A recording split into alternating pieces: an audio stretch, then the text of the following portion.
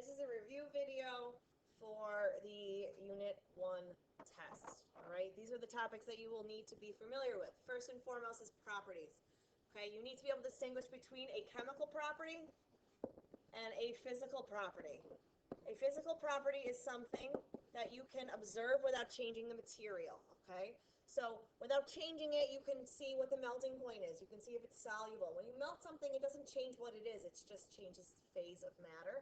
So things like color and texture and melting point and solubility are all forms of a physical property. Chemical properties are things that you have to react them or chemically change them in order to observe them, such as chemical formula, oxidation state, flammability, common reactions. Those are all chemical properties because you have to react them in order to observe those properties. Additionally, characteristic properties are things like density. Density is a characteristic property, which means that it doesn't change depending on how much you have. So characteristic. And things like mass and volume are non-characteristic because they change depending on your sample size. Scientific notation, you're going to have to know how to put things into scientific notation and take things out of scientific notation. Okay? Scientific notation separates the magnitude from the significant figures, basically. Okay? So a number like 1,000, I don't like that comma, 1,250, okay, is in expanded form. If I were to write that into scientific notation, I'm going to start at my decimal point, and I'm going to move it till the number becomes something between 1 and greater than 1, but less than 10. So I'm going to move my decimal point 1, 2, 3 places to the left, okay, and I get the number to be 1.250, okay, or 1.25. That is the significant figure part of it, times the magnitude. It's going to be a factor of 10 to the power of how many places I moved. I moved 1, 2, 3 places, so that becomes 1.25 times 10 to the third power, okay? Now, if I have a smaller number, a number that's like less than 1, like this, I'm going to do the same thing. I'm going to move my decimal point 1, 2, 3 places, but this time I'm moving it to the right as opposed to the left, okay?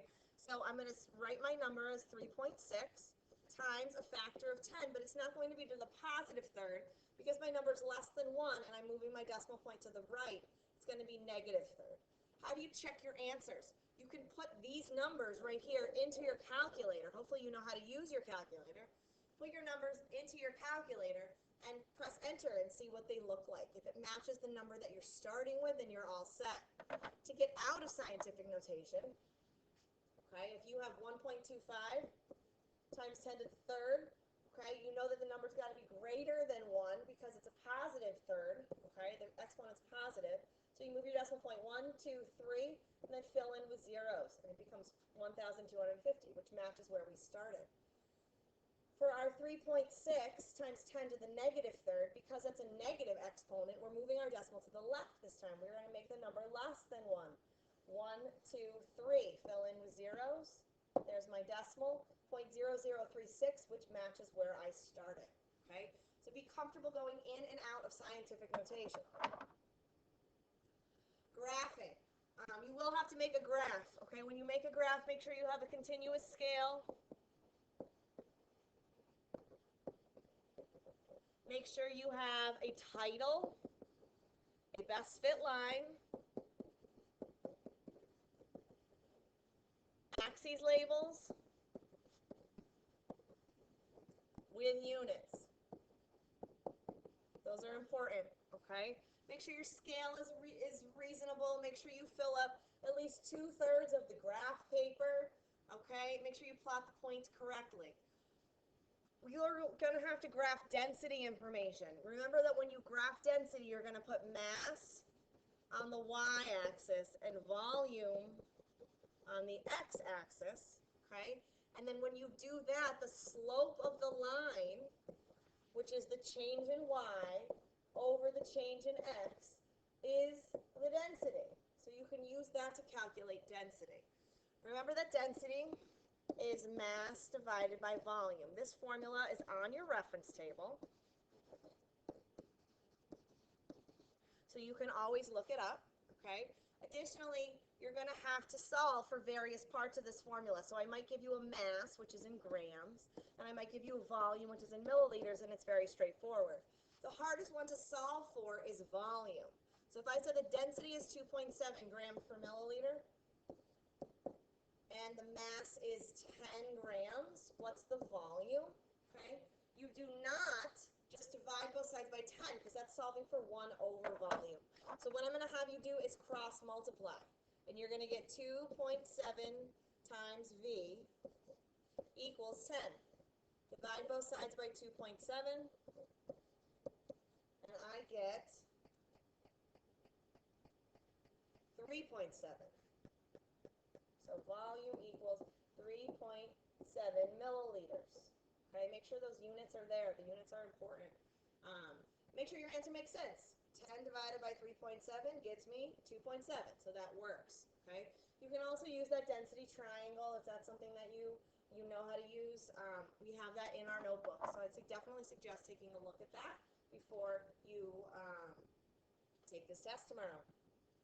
Conversions, okay? You're going to have to do some conversions. You'll have to do some King Henry conversions and some factor label conversions. Here's this. King Henry doesn't usually drink chocolate milk.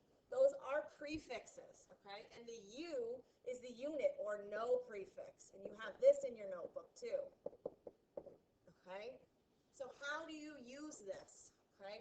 I'm going to ask you how to convert something from, let's do a big one. Let's do 2 kilometers to millimeters. So you have to look where you're starting. I'm starting here at kilometers, and I want to go to millimeters. How do you know when to use King Henry versus using the factor label method? Well, you can always use the factor label method. However, King Henry's a lot easier. So if your base unit is the same, here I'm going from something meters to something meters. If my base unit's the same, that allows me to just move my decimal point as opposed to doing a factor label thing, okay? So here's 2, and my decimal point's right there. I'm going from kilo to milli. So I'm going to move my decimal point 1, 2, 3, 4, 5, 6 places. I'm going to start here and go 1, 2, 3, 4, 5, 6. That's fill in with zeros, okay? So I have 2, 3, 4, 5, 6. Yes. So here is my answer in millimeters. Okay. A kilometer is a very long distance, so I would expect that it should be a giant number. Okay. If you're doing something the other way, it doesn't matter. You just move your decimal point the other way. So let's go from centigrams to grams, and let's use 2 again. Okay. So if I'm going from 2 centigrams, here's centi to grams. Okay, remember grams has no prefix, so that's the U. I'm going to go 1, 2 places to the left. I'm going to move my decimal point the same direction. 1, 2, fill in with zeros, and I have 2 centigrams is 0.02 grams. And that should make sense because a centigram is less than a gram. That's your King Henry conversions. Factor label conversions are a little bit different. Factor label, you're going to be going from something like maybe inches to meters, okay? So I'll ask you something like convert 30 inches to meters. I do not expect that you know the conversion from meters to inches or meters to feet. I'll give that to you. 1 meter is 3.28 feet. If you don't have a conversion that you need, ask, because I'll make sure that you have it, but you should be all set. You're going to start setting it up by question mark where you're going. I'm going to meters. What you're given is not the conversion factor, but what you're given is part of the problem. So in this case, it's 30 inches. And then you're going to multiply by your conversion factors, okay? I know I can get to meters if I know feet, but I only know inches, okay? So I'm going to go from inches to feet, and I know that there's 12 inches in a foot, and I'd expect that you know that as well. So inches cancel, and I have feet on top, okay? Now I'm going to go from feet to meters. I know that 3.28 feet is 1 meter. Feet cancel. My unit on top is meters. I'm looking for meters, so I'm done setting it up. How do I do the math? I multiply across the top, 30 times 1 times 1. Then you multiply across the bottom, 12 times 3.28. And then you divide the top number, which is 30, by the bottom. And you get 0.76 meters. Okay? Make sure that your setup is correct. How do you know? Your conversion factor should be the same top and bottom. Okay, so don't get creative and try to combine them together. 1 foot is the same as 12 inches, so that is a conversion factor. 1 meter is the same as 3.28 feet, so that's a conversion factor. They're essentially equal 1 because of their units. Okay, remember that's how we introduce them. I expect that you know there's 24 hours in a day. I expect that you know that there's 7 days in a week, that there's 60 minutes in an hour and 60 seconds in a minute. 12 inches in a foot, and that's probably it, okay? That's your factor label method. I definitely suggest doing some practice for that because there will be a couple of those. Finally, sig figs, everybody's favorite, okay? Use your notebook for this because we have some really good notes on this that'll help you study, okay? Significant figures communicate precision, okay? So, if it's a non-zero number, it's always significant. So something like 12 has 2 sig figs, the 1 and the 2. The zeros are where it becomes complicated. So, let's look at something like 100.1, okay? These zeros in the middle are captive zeros. That means they're between 2 non-zero numbers, the 1 and the 1. So 100.1 has 2 non-zero numbers, so that means it has at least 2 sig figs. And those 2 zeros in the middle are captive, and captive zeros are always significant. So these are yes. Doesn't matter that there's a decimal point, doesn't matter where the decimal point is. If the zeros are between non-zero numbers, they are significant. So this number has 4 sig figs. Okay? Here's another example, leading zeros. Leading zeros are zeros in the front of the number. I don't care where they are in comparison to the decimal point, but they are in front of the number. So these are all leading zeros right here. Leading zeros are never significant. These are never significant, so they're just placeholders. This 3 is obviously significant because it's a non-zero number. The 6 is significant because it's a non-zero number. And the 0 is significant because it's like we just talked about, a captive zero. So this number has 3 sig figs. Those leading zeros are not significant. Finally, we have trailing zeros. Trailing zeros are zeros at the end of a number. So these right here are your trailing zeros. In this case, they are not significant. These are a no. Why are they not significant? Because there's no decimal point in this number anywhere. Trailing zeros are only significant if there's a decimal anywhere in the number. So as soon as I put a decimal point there, then they become significant. Okay, so this number went from having 2 sig figs to having 4 sig figs. Okay, if you add more zeros here, trailing zeros or zeros at the end of a number, they become significant. So this number here, as I have it written, has 6 sig figs. Even if they are at the end of a number that's a decimal, like here, these are significant. These are yes. They're trailing zeros, and there's a decimal right there. So this number now does not have 3, it has 5 sig figs. Okay? Identifying if they're significant or not. Finally, math with a sig fig. If you're adding and subtracting or you're multiplying and dividing, they're different stories. Okay?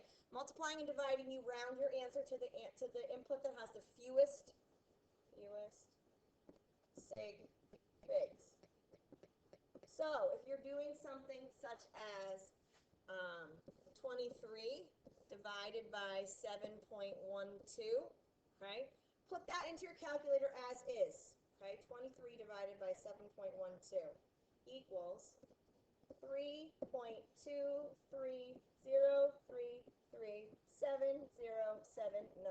That's what my calculator gives me. So the math here, this part, the sig fig part, tells me where to round. That's it. 23 has 2 sig figs. 7.12 has 3 sig figs. So I'm going to round my answer so that it has 2 because 2 is less than 3. So I'm going to say 3.2. I'm going to round it to this place right here. The 3 here is less than 5, so it rounds down. So my answer is 3.2. That answer has 2 sig figs. It's basically the same answer as 3.230337079, but it's just rounded to the tens place. How did I know to round it there? I'm rounding it to 2 sig figs because that's multiplication and division. When I'm adding and subtracting, it's a little bit different. When I'm adding and subtracting, I look at the fewest decimal places. Okay, so if I'm adding numbers like 2.5 and 3.71 and 1, okay, if I'm adding all these together, I put them all in my calculator, 2.5 plus 3.71 plus 1, and I get an answer of 7.21, okay? Now, I'm going to round my answer to the input that has the fewest number of decimal places. In this case, it's the ones place because this 1 has no decimal places. So I'm going to look at my answer. I'm going to round it to the ones place. I'm going to round it to the 7. The 2 is less than 5, so it rounds down. So my answer here is 7. Okay? Now, if this wasn't a 1, if it was 1.0, I would round my answer to the tens place. The 1 is less than 5, so it rounds down to 7.2. Okay? If both of these went to the hundreds place, it would be 7.21.